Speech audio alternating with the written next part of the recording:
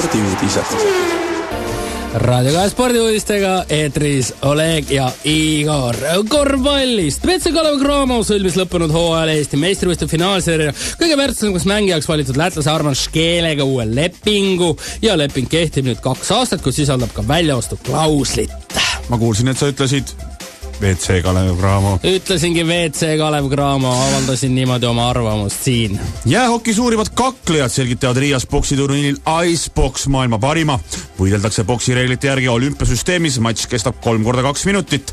Osalejad on 8, kes rusikat käiku lastud NHL-is, KHL-is, AHL-is ja BAHL-is ning teistes Euroopa liigades. Üllatuslikult Venemaa kakluskuningas Jevgeni Artjuhin, kes on ka pildil, loobus viimasel hetkel ja selgitas, turniir on põnev, kuid mul on paar vigastust, mis tuleb välja ravida ja sestap ma ei saa oma tulevikuga riskida. Suurimad soosikud võidule on nüüd kanadalased Kip Brennan ja Brandon Sugden.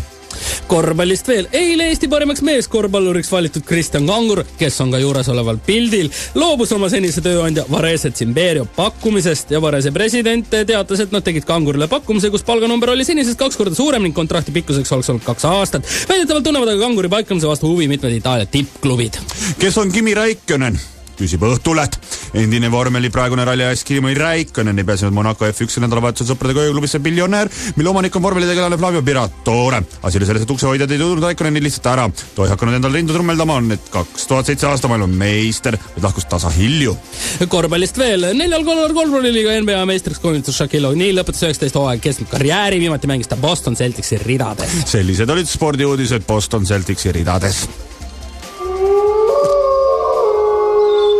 See on Raadio 2.